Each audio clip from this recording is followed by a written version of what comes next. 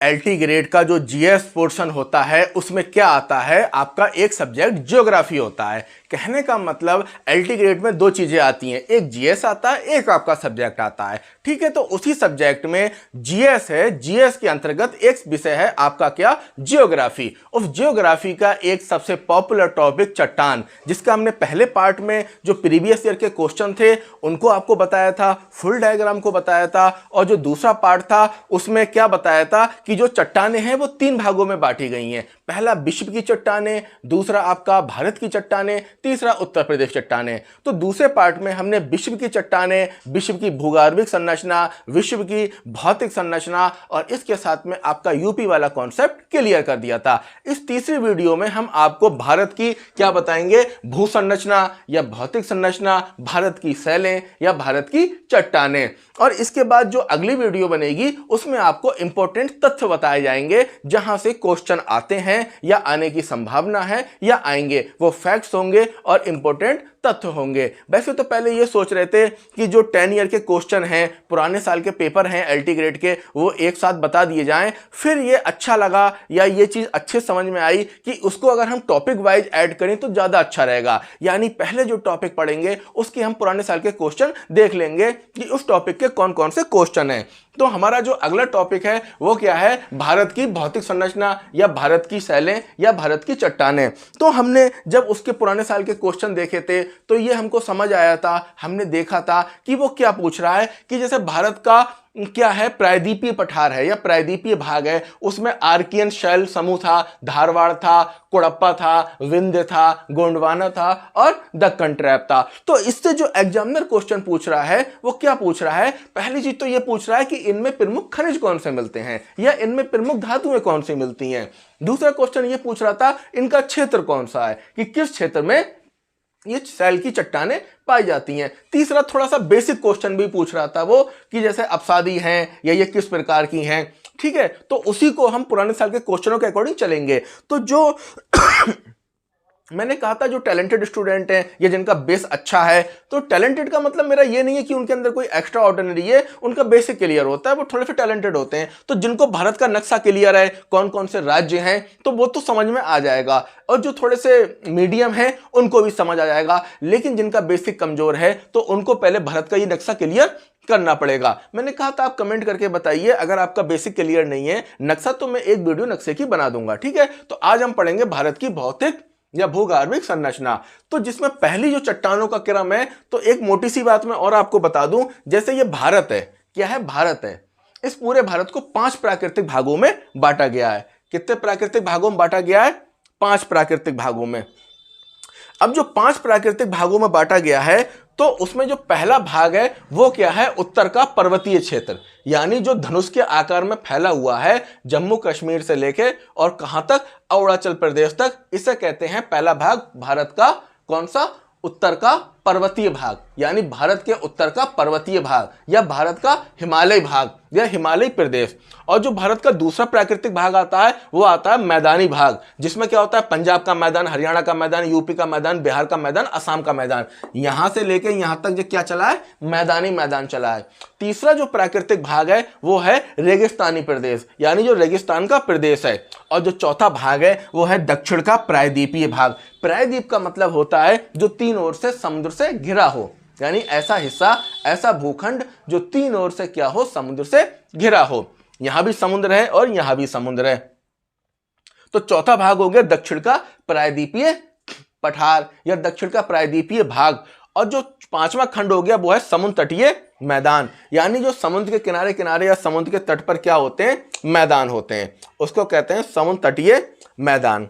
ठीक है, तो अब हमारी यहां पे जो पहले नंबर पे बात हो रही है, वैसे तो पढ़ना तो हमें 5 हैं, लेकिन जो एग्जामिनर पूछ रहा है एलटी ग्रेड में, जीआईसी प्रवक्ता में, वो केवल सबसे ज्यादा जो क्वेश्चन पूछ रहा है 99% क्वेश्चन वो पूछ रहा है आपके दक्षिण के प्रायद्वीपीय पठार से या दक्षिण के प्रायद्वीपीय भाग से।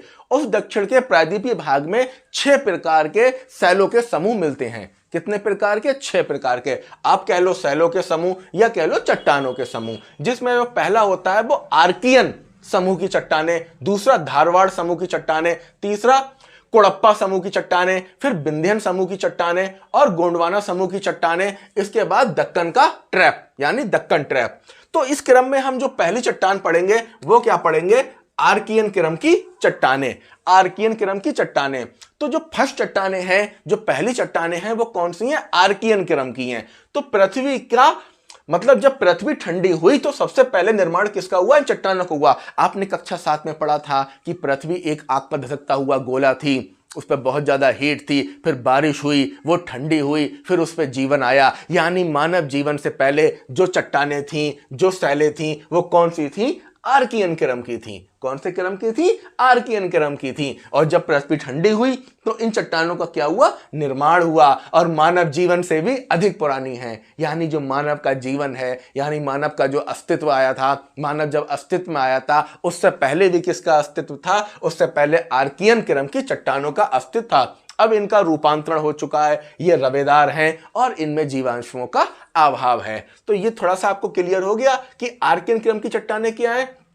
अब एग्जामिनर दूसरा क्वेश्चन ये पूछता है कि नीस ग्रेनाइट कि इसमें कौन कौन से खनिज पाए जाते हैं। तो इसमें नीस पाया जाता है, खनिज पाया जाता है और शिष्ट पाया जाता है। और मैं आपको एक राय और दूंगा, अगर आप कर सकते हो तो अगर आप चट्टान टॉपिक पढ़ रहे हो तो आपके आसपास जो टाइल पत्थर की दुकान है या जहाँ पे मार्बल नाम से चीज़ें मिलती हैं या पत्थर नाम से या टाइल नाम से, तो इस तरीके से आप उस दुकान पे जाके विजिट कर सकते हैं शॉप पे और थोड़ी सी जानकारी उससे ले सकते हैं कि ग्रेनाइट दिखा दो हमें कौन सा है या संगमरमर तो खैर नहीं मिलेगा, या और जो अन्य जेड ब्लैक क्या है या और दूसरे पत्थर क्या हैं, तो थोड़ा सा एक हल्की सी जानकारी उनसे ले सकते हो। भले ही उन्होंने ये चट्टान का टॉपिक नहीं पढ़ा है पर व्यवहार में वो बहुत कुछ जानते हैं चट्टानों के बारे में। आप उनसे ये भी पूछ सकते हो ये कहाँ से आई हैं, ये कैसे आई हैं, ये कौन से हिस्सों से आती हैं, इसका प्रोसेस क्या होता है। अगर आप शॉप पे नहीं जा सकते तो लाइव यूट्यूब पे टाइप कर सकते हैं कि ये चट्टानें कैसे निकलती हैं, पत्थर कैसे निकलते हैं, तो आपको लाइव वो खुदाई दे सकते हैं। जैसे कोलार में सोने की आपने KGF मूवी देखी थी, KGF फिल्म,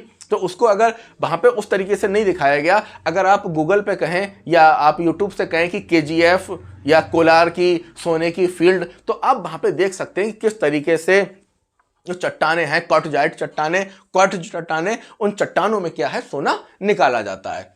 तो यहाँ पे कौन कौन से खनिज मिलते हैं, नीस मिलता है, ग्रेनाइट मिलता है और शिष्ट मिलता है। बहुत आसान है, 3 नाम है आर्कियन में क्या है, नीस है, ग्रेनाइट है और शिष्ट है।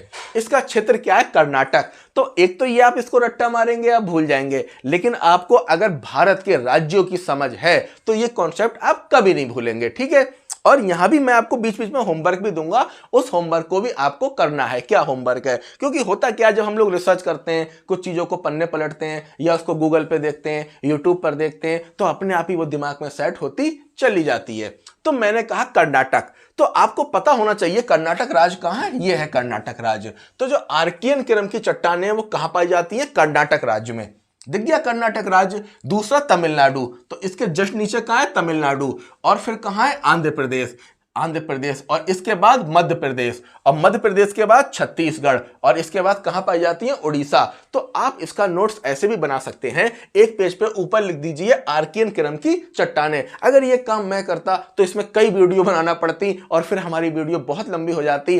अगर हमको PCS देना होता या कोई इससे TGT PGT देना होता तो ये बात एक तरीके से प्रासंगिक थी। लेकिन चूंकि यहाँ पे पूरा GS जो है 30 नंबर का आ रहा है, उसमें भी ज्योग्राफी 8 नंबर का, उसके अंतर्गत भी 1 नंबर का आ रहा है, तो ये ठीक नहीं लगता कि बहुत ज्यादा हम उसमें डीप जाएं, हमें पैटर्न पे ही रहना पड़ेगा।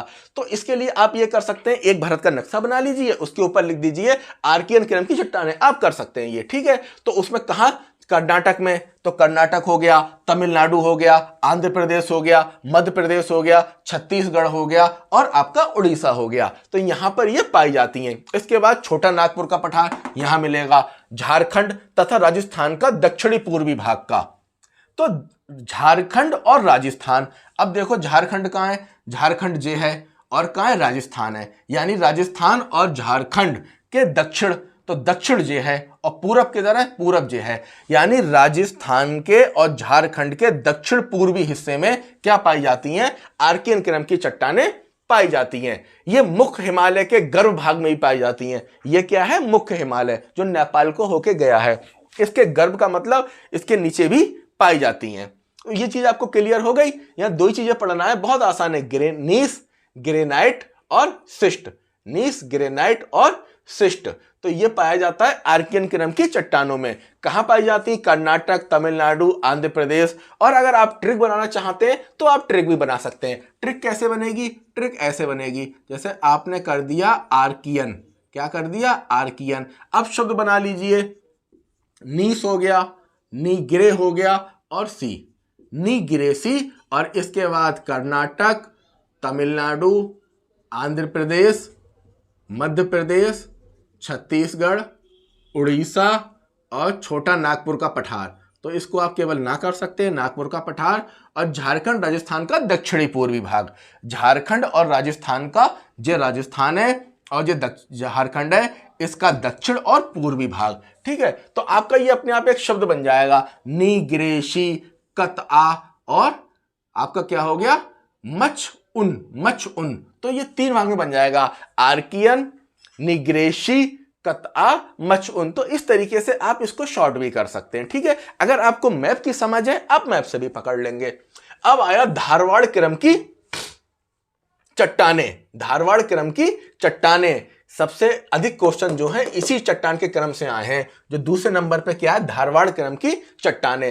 तो ये कह रहे हैं आर्कियन, जो आर्कियन चट्टाने थी, इनका अपर्दन हुआ, इनका अपक्षय हुआ। तो इससे के फलस्वरूप कौन सी चट्टाने बनी? धारवाड़ क्रम की चट्टाने बनी। यानी आर्कियन के अपर्दन से और निक्षेपण से और परतदार से। इन शब्दों का मैं आपको अर्थ समझा दूं। अपर्दन का मतलब यह होता है कि कोई भी चट्टान कहीं पर रखी हुई है तो उस पे सूर्य के प्रकाश के द्वारा या पाला पड़ने पर, ओस पड़ने पर या बारिश होने पर किसी तरीके से उसको छत विक्षित हो जाती है वो चीज।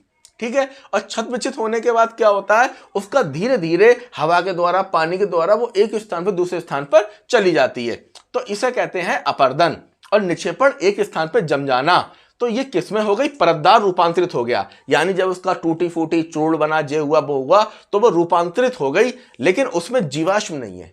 जीवाश्म का मतलब जीवों के अंश नहीं है। ये प्रायद्वीपीय और वह प्रायद्वीपीय। प्रायद्वीपीय का मतलब प्रायद्वीपीय भाग, वह प्रायद्वीपीय जो प्रायद्वीप से बाहर हैं, उन भागों में, दोनों में क्या होता है? पाई जाती है।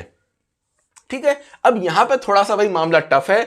तो पहली चीज तो मैं आपको एक ट्रिक बता दूं कि अगर कोई और खनिज पूछ ले, मुझे ये लगता है कि अगर इस चीज से बचना है तो पहले तो आप आर्कियन के खनिज याद कर लेना। ठीक है, और कुड़प्पा के खनिज याद कर लेना, विंध्यन के खनिज याद कर लेना, और किसके कर लेना? गोंडवाना के कर लेना, डक्कन ट्रैप के। इसमें बहुत कम खनिज हैं। इसमें कैसे खनिज है? बहुत कम खनिज हैं। इसके बाद इसके मत याद करना। अगर तुम्हारा कोई भी खनिज पूछ लेता है वो, कि मान के चलिए तांबा कहाँ मिलता है या सोना कहाँ मिलता है, तो ऐसी स्थिति में क्या करना? तुमको क्लियर है इसके भी खनिज, तुमको इसके भी खनिज क्लियर है, इसके भी क्लियर है, इसके भी क्लियर है। यानी वो खनिज अगर इन सब में ना मिले, पांचों में, तो आंख बंद करके किस पे मार देना? धारवाड़ पे। ठीक है, किस पे मार देना? धारवाड़ पे। तो ये आर्थिक दृष्टि से सबसे महत्वपूर्ण है। यानी सबसे महत्वपूर्ण पोर्शन कौन सा है? आर्थिक दृष्टि से वो धारवाड़ क्रम की चट्टाने हैं। ठीक है, तो इसमें क्या क्या पाया जाता है? इसमें सोना, मैग्नीज, लोहा, तांबा, टंगस्टन। टंगस्टन जानते हो? वो जो बल्ब होता है आपका, बल्ब के अंदर जो जलता है। अब तो खैर बल्ब चल नहीं रहे हैं, CFL चल रही हैं और LED चल रही हैं लाइटें। CFL तो निकल गया जमाना, LED चल रही हैं। तो पहले जो बल्ब होता था उस बल्ब के अंदर होता था। ठीक है, ये इस तरीके का जो बल्ब होता था उसके अंदर एक ऐसा जलता था जो एलिमेंट, उसे कहते हैं टंगस्टन। क्रोमियम, जस्ता, फ्लोराइड, इल्मेनाइट, सीसा, सुरमा, वुल्फ्राम, और क्या है? अवरक, कोबाल्ट। अवरक जानते हैं? वो जो प्रेस होती है, प्रेस के ऊपर एक व्हाइट कलर का पतली लेयर होती है ताकि आपका हाथ गर्म ना हो। ठीक है, एस्बेस्टस, गार्नेट। ये क्वेश्चन आया है निम्नलिखित में से अपसादी, LT में क्वेश्चन आया, निम्नलिखित में से अपसादी चट्टान का संबंध किससे है? ठीक है, तो किससे है? या रूपांतरण गार्नेट से, तांबड़ा। और संगमरमर, क्या है? संगमरमर। तो कहने का मतलब यह है कोरडम। तो आप एक काम ये भी कर सकते हैं, आप अपना गूगल खोल लीजिए। गूगल खोलने के बाद एक एक टाइप करिए तो वो उसके फोटो दिखाएगा। तो आप उसके फोटो देख के या उपयोग देख के इसको अपने माइंड में सेट कर सकते हैं कि सुरमे का क्या उपयोग है, अबरक का क्या उपयोग है, अबरक कैसा दिखता है, संगमरमर का क्या है, कोबाल्ट कैसा दिखता है। तो इस तरीके से ये क्या है? धारवाड़ की चट्टानों में पाया जाता है। अब बात यह आई कि इसका क्षेत्र कौन सा है, तो इसका जन्म कर्नाटक के धारवाड़ जिले में हुआ। मतलब कर्नाटक के धारवाड़ जिले, बेलारी जिले और शिमोगा जिले, 3 जिलों में इसका जन्म हुआ। कौन कौन से जिले में जन्म हुआ? कर्नाटक के धारवाड़, बेलारी और शिमोगा जिले में जन्म हुआ। तो जहां पे इनका जन्म हुआ या जहां पे ये बेसिक रूप से पाई गई, इसी कारण इसका नाम क्या कर दिया? धारवाड़ क्रम की चट्टाने कर दिया। और जो अरावली श्रेणी है आपकी, नाम सुना है अरावली श्रेणी, जो आप हरियाणा से जब निकलेंगे तो 2 रोड हैं, एक तो दिल्ली वाला हाईवे है, एक पलवल वाला है। तो जब आप दिल्ली वाले पे ना जाके पलवल वाले हाईवे पे आएंगे तो आप क्या देखेंगे कि वहां पे आपको देखने को मिलेगा अरावली पर्वत। कैसा? अरावली पर्वत। और अरावली पर्वत पे इतना खतरनाक ढाल है, मैं तो जब वहां से आ रहा था तो ये समझिएगा कि कतई मतलब कार में बिना एक्सीलेटर के अगर आप क्लिच पे भी ले रहे हैं तो गाड़ी की स्पीड 90 हो जाती है, इतना अधिक ढाल है। तो वो आपको जो बड़ा सा पर्वत दिखाई देगा वो अरावली पर्वत है। तो जो अरावली पर्वत श्रेणियां हो गई, बालाघाट हो गई, रीवा हो गया और छोटा नागपुर हो गया। अब आपके लिए होमवर्क क्या है? आपके लिए होमवर्क ये है, आप एक भारत का अच्छा सा नक्शा बनाइए और उस पे गूगल के द्वारा सर्च करके ये देखिए अरावली श्रेणी किन राज्यों में आती है, कहां पर है। तो आप वहां क्या करेंगे, एक तरीके से मार्क लगा देंगे कि वो अरावली है। अब बालाघाट कहाँ है ये भी आप मैप पे लिखिए। वो जो हाई स्कूल में आता था, आपको ध्यान होगा, एक नक्शा आता था और वो कहते थे कि इस पे रेलवे ट्रैक बनाइए, नदियों को बनाइए, वो काम करिए, बहुत मजा आएगा और ज्योग्राफी में आपका इंटरेस्ट भी बढ़ जाएगा। रीवा, छोटा नागपुर, जास्कर, पीर पंजाल, कुमाऊं पर्वत श्रेणी, स्पीति घाटी के निकट। अब आप देख के बताइए होमवर्क में स्पीति घाटी कहां पर है, वहां टिक करिए। तो आप इस पूरे टॉपिक को एंट्री मार सकते हैं कहां? भारत के नक्शे पर। इसके बाद वैकृता श्रेणी, इनके शिखरों और गर्त में। शिखर का मतलब जो होता है, जो पर्वत होता है और जो इसका टॉप हो गया और जो इसकी गर्त हो गई, तो शिखर पे और गर्तों में पाई जाती है। अब बात ये आई कि सर सोना मिलता है तो कहां मिलता है? सोना जो है वो कर्नाटक के कवाड़ चट्टानों की अधिकता से, यानी जहां जहां पर कवाड़ चट्टानों की अधिकता है वहां क्या मिलता है? सोना। और इनकी अधिकता कहां है? कोलार में और धारवाड़ में। वो जो मूवी नहीं बनी थी KGF, ठीक है, तो वो यहीं की बनी थी, कोलार। कहां की बनी थी? कोलार गोल्ड फील्ड, ठीक है, कोलार गोल्ड फील्ड।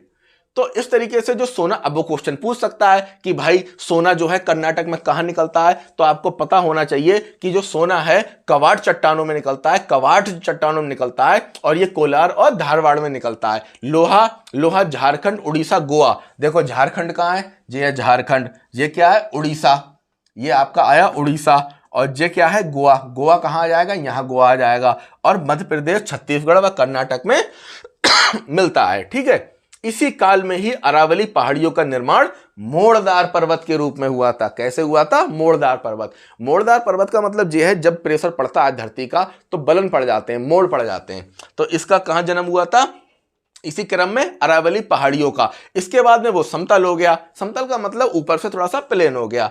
और संसार का सबसे पुराना मोड़दार पर्वत कौन सा है? अरावली पर्वत है। कौन सा है? अरावली पर्वत है। प्राचीन पर्वत भी है। अब आप अगर वही वाली बात आ गई, आप अगर ज्योग्राफी पढ़ेंगे समझेंगे कि राजस्थान सूखा क्यों रहता है, राजस्थान में बारिशा क्यों नहीं होती, उसका कारण है अरावली पर्वत, रोक देता है मानसूनों को ये, ठीक है। तो इस तरीके से आपका ये कौन सा हो गया? धारवाड़ क्रम की चट्टानें हो गई। मेरे कहने से 2 काम कर लीजिए, एक नक्शा बना लीजिए। इस पे तो मैं सब कुछ मेंशन कर रहे हैं, लेकिन आपको केवल क्या मेंशन करना है? केवल और केवल धारवाड़ क्रम की चट्टानों को ऐड करना है, ठीक है। तो लोहा का निकलता है झारखंड, उड़ीसा, गोवा और मध्य प्रदेश में। कई बार आपने लोगों के मुंह सुना होगा कि वहां पे लोहे का पहाड़ मिलता है, तो उसको ले जाते हैं ट्रक में भर के, फिर प्योरीफायर करते हैं और फिर क्या निकलता है? लोहा निकलता है।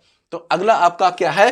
कुड़प्पा क्रम की चट्टानें। 30 नंबर पे क्या है? कुड़प्पा क्रम की चट्टानें। और भाई सबसे इंपॉर्टेंट तो धारवाड़ी है, ठीक है, कुड़प्पा क्रम की चट्टानें।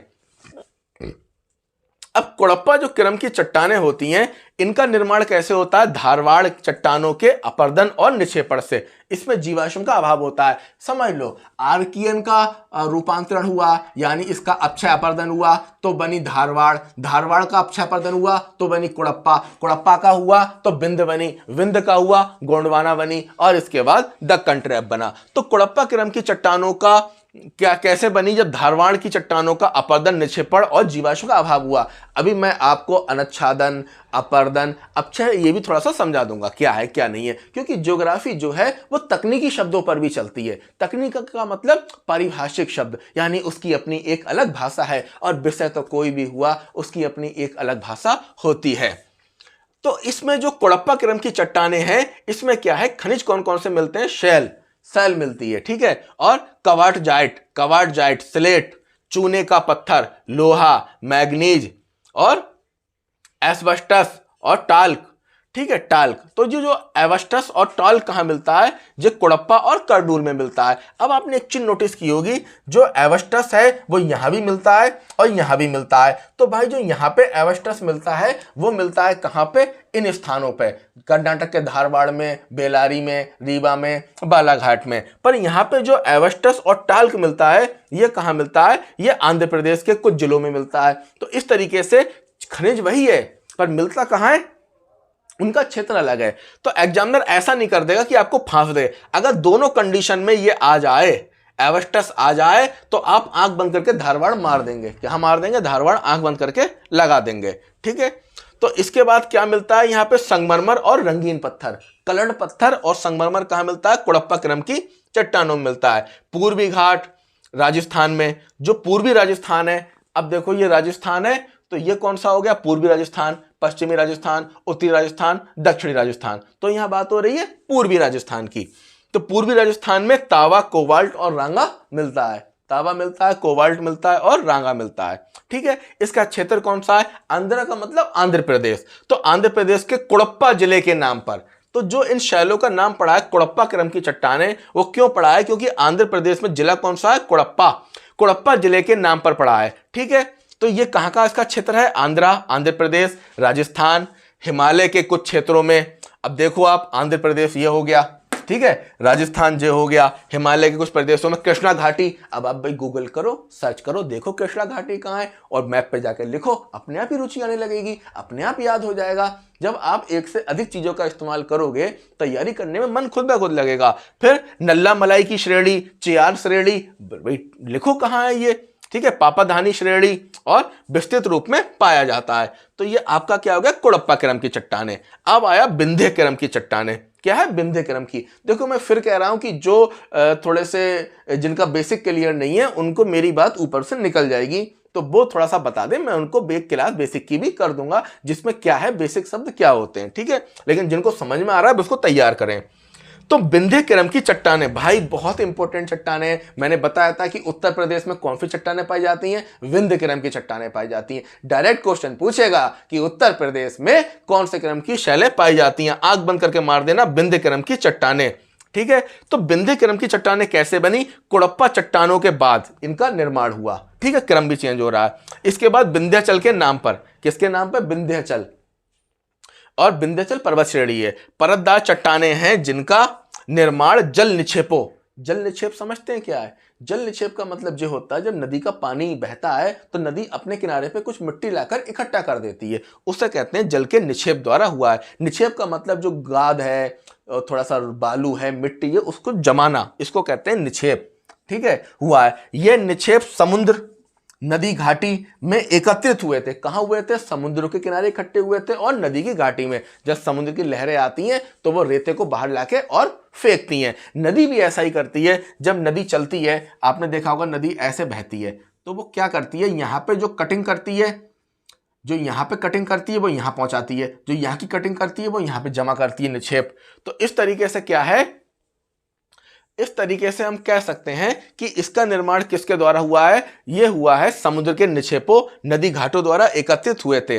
इसमें बलुआ पत्थर की जो रचना हुई है, जो बलुआ पत्थर बना है वो छिछले सागर में बना है। आप सोच के देखो कि जो आपका लाल किला बना है या फतेहपुर सीकरी में बना है, सिकंदरा में किले बने हैं, ये सब बलुआ पत्थर से क्यों बने? आसानी से अवेलेबल था, इसी हिस्से में पाया जाता था ऊपर के। तो ये क्लियर हो गया।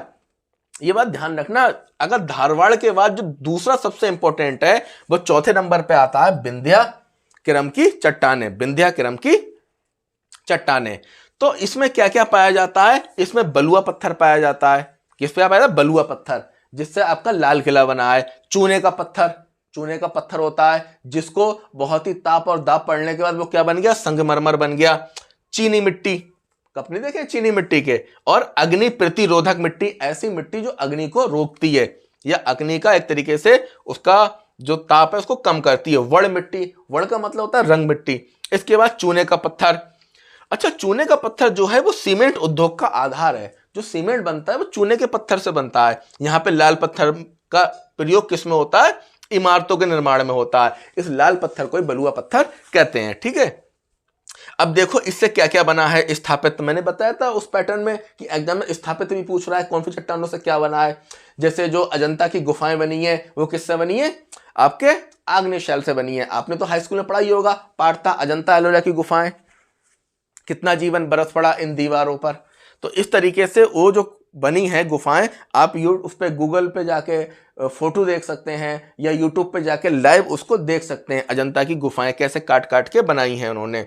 तो आप देखिए कि क्या क्या बना है। सांची का स्तूप, जो बुद्ध थे उनके जो अवशेष रखे गए वो कहाँ है, सांची के स्तूप में। तो सांची का स्तूप हो गया, दिल्ली का लाल किला हो गया, जामा मस्जिद हो गई, आगरे का किला हो गया, सिकंदरा और फतेहपुर सीकरी इन्हीं पत्थरों से बना है। सिकंदरा का किला और फतेहपुर सीकरी का इन्हीं से बना है। ठीक है, जो हम मटेरियल भी लेके आते हैं वो पीसीएस के उस सामग्री से ही लेके आते हैं। मटेरियल पीसीएस का रखते हैं, यहाँ मजबूरी ये होती है और कई किताबों से ऐड करना पड़ता है। क्यों, क्योंकि लेवल वही पकड़ेगा। ठीक है, और ये बौद्धिक प्रकाशन वाली है। ठीक है, ये बढ़िया किताब है, आप इसको भी हैंडबुक अपनी बना सकते हैं। लेकिन जिनका बेसिक कमजोर है उनको अपना बेसिक भाई कक्षा 6, 7, 8 से क्लियर करना पड़ेगा। एनसीईआरटी पकड़ लो चाहे एससीईआरटी पकड़ लो, दोनों में बहुत बढ़िया है। अब ये बात कह रहे हैं कि इन्हीं चट्टानों से पन्ना तथा गोलकुंडा के हीरे प्राप्त होते हैं। तो जो विंध्य क्रम की चट्टानें हैं इससे क्या क्या मिलता है, पन्ना आप जानते ही होंगे, रत्न जो पहने जाते हैं, और गोलकुंडा से हीरे प्राप्त होते हैं। अब आप सर्च करो जाकर, किस पे, यूट्यूब पे देखो, गूगल पे देखो, पन्ना क्या होता है, इसका क्या उपयोग होता है, ये कैसा दिखता है। ठीक है, तो इस तरीके से आपको और ज्यादा आपके माइंड में क्लियर होगा। अब इनका क्षेत्र कहां कहां है, पूर्व में झारखंड के सासाराम, तो ये जो झारखंड है इसके सासाराम में, और रोहतास और सासाराम से लेकर पश्चिम में राजस्थान के चित्तौड़, यानी ये कहां से कहां तक फैला है, ये आपका फैला है झारखंड से लेके राजस्थान तक, झारखंड से लेके राजस्थान तक फैला है। और उसने डीप तरीके से भी बता दिया है कि झारखंड के सासाराम एवं रोहतास क्षेत्र से लेकर पश्चिम में राजस्थान के चित्तौड़गढ़ और उत्तर में आगरा से लेकर दक्षिण में होशंगाबाद तक, आगरा से लेकर दक्षिण में होशंगाबाद तक। अब आप इसको मैप पे बना सकते हो आराम से।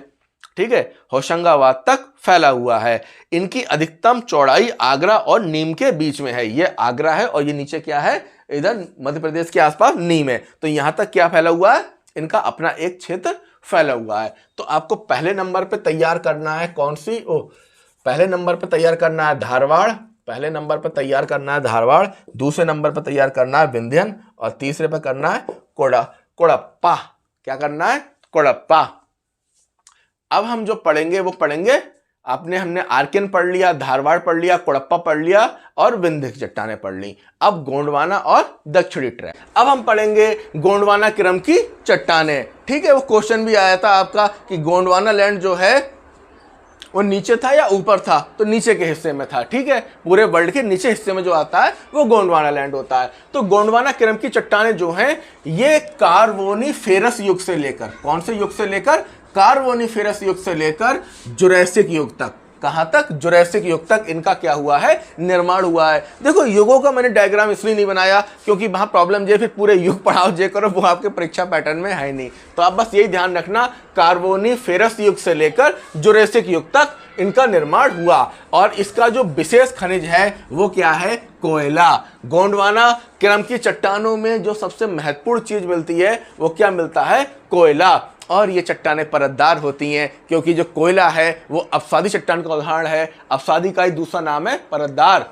और इसमें मछली व रेंगने वाले जीवों के अवशेष मिलते हैं। भाई जब परत दर कोई चीज जमा होगी तो बीच में मछली भी फंसेंगी और अन्य रेंगने वाले जीव भी फंसेंगे। और इसमें क्या होता है, जीवों के जीवाश्म पाए जाते हैं। घाटियों में नदी द्वारा एकत्रित होने वाले पदार्थों से। जैसे क्या होता है, नदी की घाटी होती है, नदी के किनारे बहुत से पदार्थ एकत्रित होते हैं, उनसे क्या होता है, इस क्रम की चट्टानों का निर्माण हुआ है। इनका क्षेत्र बहुत आसान है। पहले क्या था, छत्तीसगढ़ था, तमिलनाडु था, ये सब था। इसमें ऐसा नहीं है। इसमें दामोदर नदी, महानदी और गोदावरी नदी, 3 प्रमुख नदियां हैं। गोंडवाना क्रम की चट्टानें कहाँ पाई जाती हैं? दामोदर नदी, महानदी, गोदावरी नदी और उसकी सहायक नदियों, जो उसकी सहायक नदी हैं। जब आपको नदी का टॉपिक पढ़ाएंगे तो और क्लियर होगा ये। तथा कच्छ, कच्छ है जे वाला हिस्सा, कच्छ का रन, तो कच्छ, कठियावाड़, ये भी गुजरात में है। और पश्चिमी राजस्थान, जो राजस्थान है, पश्चिमी राजस्थान, इस एरिया में क्या होता है, ये पाई जाती हैं। दामोदर नदी, महानदी, गोदावरी, ये सब इधर को नदियां हैं, ठीक है। ये कहाँ गिरती हैं? बंगाल की खाड़ी में। ज्यादा कुछ नहीं है।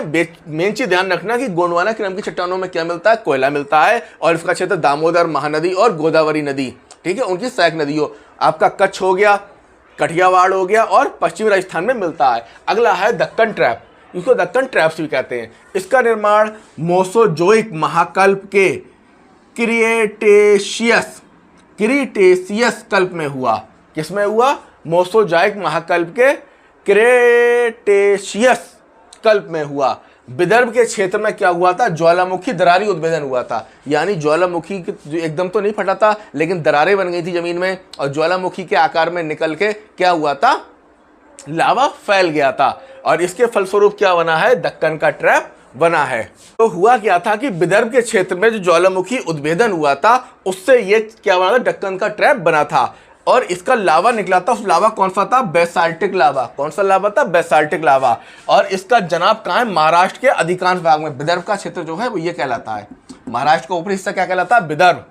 तो महाराष्ट्र का अधिकांश भाग इसमें आता है, फिर गुजरात का भाग आता है और मध्य प्रदेश का भाग आता है। तो कहाँ कहाँ तक फैला हुआ है? मेन चीज क्या है? विदर्भ और महाराष्ट्र में, गुजरात में और मध्य प्रदेश में। नक्शे की समझ है, बात बन जाएगी।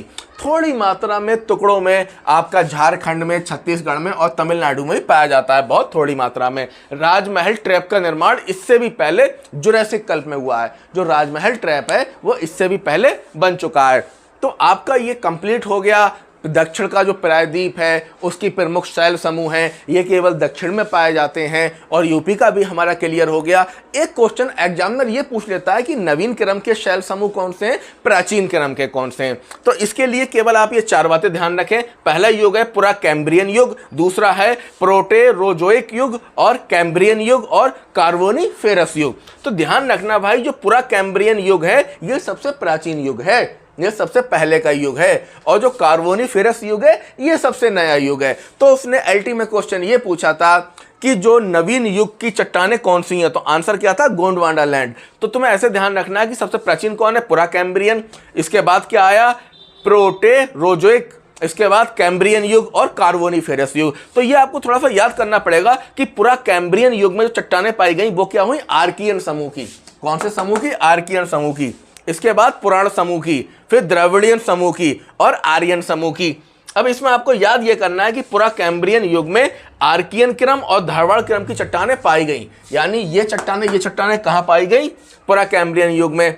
अब प्रोटेरोजोइक युग में कौन सी? धारवाड़ की और कोडप्पा की। यहाँ पे धारवाड़ शुरू हो गया, यहाँ धारवाड़ खत्म हो गया, कोडप्पा की। और कैम्ब्रियन युग में विंध्यन क्रम की और दक्कन ट्रैप की। और कार्बोनिफेरस युग में गोंडवाना चट्टानें, दक्कन ट्रैप, टर्शरी चट्टानें और कवाटरनी चट्टानें। मतलब अगर ये क्वेश्चन ये पूछ ले कि निम्नलिखित में से प्राचीन चट्टानें कौन सी हैं, तो आर्कियन और धारवाड़।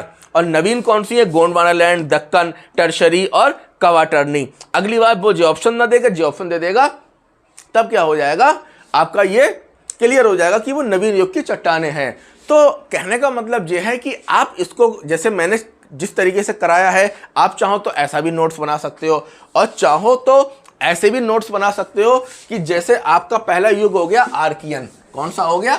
आर्कियन। तो आप क्या कर सकते हो? भारत का नक्शा बना सकते हो, भारत का नक्शा। और जहां भी उसके क्षेत्र पाए जाते हैं या फिर उसके जो खनिज पाए जाते हैं, उसको आप क्या कर सकते हो? नक्शे पे ही लिख सकते हो। तो ये भी आपके माइंड में लंबे समय तक स्टोर रहेगा। ये उनके लिए है कि जिनको या तो नक्शे की बहुत अच्छी समझ है या नक्शे की समझ बिल्कुल नहीं है, दोनों को बराबर रूप से काम आएगा। जैसे ये है आर्कियन क्रम की चट्टानें, तो आपने क्या करा? ऐसे करके भारत का एक नक्शा बना लिया। ठीक है, इस तरीके से आपने नक्शा बना लिया। ठीक है,